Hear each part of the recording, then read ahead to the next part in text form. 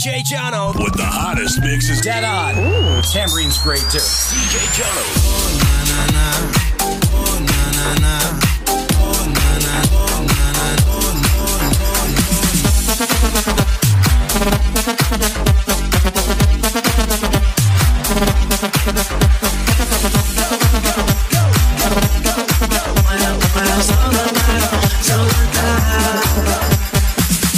Sziasztok srácok, én Ali Garnacho vagyok, és a mai nap a kedvenc foci csapatomról fogunk beszélni, ami nem más, mint a Kozár Michelin FC.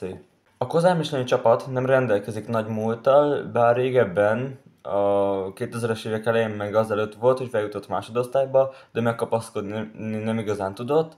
Majd a 2022-23-as év meghozta a jó eredményeket, és feljutottak a másodosztályba, ahol épp hogy csak, és osztályzóval, de sikerült megkapaszkodniuk. Ráadásul abban a szezonban, tehát a 22-23-asban inkább büszkék lehetünk a Michelinre, mármint a Michelin fanok köztük én, mivel amikor kikaptak 6 vagy 7 fordulóval vége előtt, de valahogy úgy, akkor 3%-ot adtak arra esélynek, hogy bemarad a Kozár Michelin csapat. Persze jött az edzőváltás, meg hasonlók, de a csapat sikerült, hogy bennmaradjon, osztályzós helyre került, tehát nem a bennmaradás sikerült, hanem az osztályzó kiharcolása. Az utolsó 5-6 mérkőzésből mindössze 2-t veszítettünk el, egyet a Diósgyőr ellen, de ők ott avattak bajnokot pont ellenünk, és egyet az utolsó fordulóban a Siófok ellen. Hát, ha ott legalább egy X-et játszunk, akkor biztos, hogy bennmaradunk, de persze, így is osztályzós pozíciót értünk el. Az osztályzót az Iváncs ellen játszottuk, az első mérkőzést hazai pályán 1-0-ra elvesztettük, a másodikon 3-0-ra vendégpályán nyertünk. Majd valójában a Michelin, ha úgy veszük ettől a szezontól, de igazából már tavaly is, eléggé az MTK Budapestnek, tehát az MTK-nak volt a kis csapata, vagy ha úgy veszük fiúk csapata, ugye adtak is nekünk kölcsönjátékosokat, sajnos van, aki most távozik is Michelinből és visszamegy MTK-hoz, mert csak kölcsönbe jött. Szóval most, hogy a Michelin lett az MTK fiúk csapata, azért kicsit könnyebb lehet, és vannak a csapatnak, ennek a kis csapatnak, a legkisebb költségvetésű másodosztályú csapatnak, tényleg az, vannak NB1-es tervei. De ehhez a csodához tartozik ugyanúgy, mármint ahhoz, hogy az MTK fiúk csapata vagyunk, hogy a 22-23-as szezonban ugye az osztályzóval épp hogy csak bennmaradt a Michelin. Ám de ebbe a 2023-24-es szezonban az 5. helyet értük el, most nem kellett annyira stresszelni így az év végén, hogy bemaradunk-e vagy nem. Az 5. hely is már, ha jól emlékszem, 2 fordulóval a vége előtt eldőlt, hogy a Gyirmót előtt leszünk.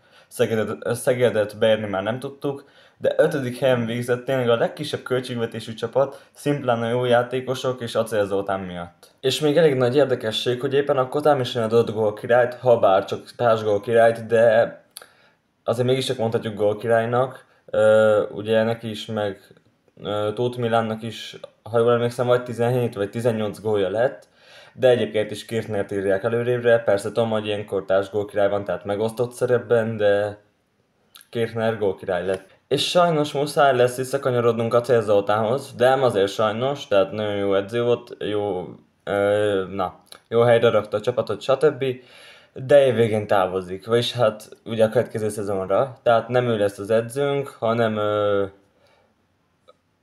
Pinezic, nem tudom, így kéne kiejteni, biztos mások jobban tudják, de valamilyen Pinezic Máté ül le majd a helyére, ő a Honvédnál is volt vezetőedző, tényleg nem tudom, jól ejtem ki a nevét, de számomra full ismeretlen ember, ezt csak tudom, hogy a Honvédtól jött, mert olvastam.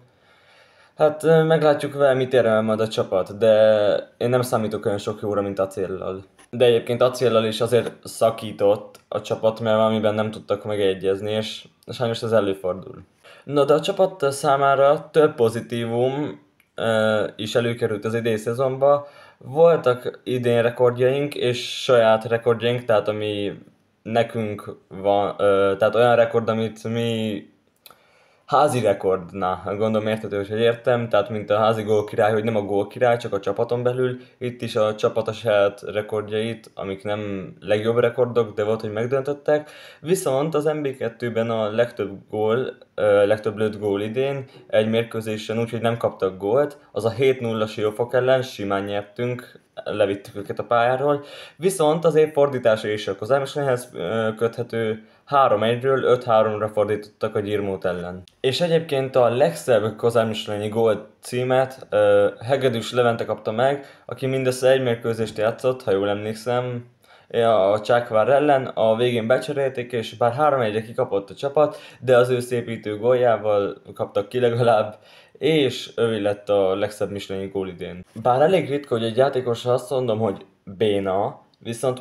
idén 2 játékos nagyon gyenge teljesítmény nyújtott, szerencsére az egyik csak fél évig volt itt, ugye, de először kezdem a másikkal, aki visszatért a csapathoz, mert Michelinbe volt, harmadik kerületbe ment, visszatért Michelinhez, bár nem biztos, hogy a harmadik kerület, de ha jól emlékszem, igen. Daru Bence, aki régen jól játszott, majd ugye elment kerületbe, visszatért, és mit csinált egész szezonban, amióta visszatért? Igazából kiharcolt egy 11-est, és lőtt 2 vagy 3 gólt, azt hiszem, ha jól emlékszem.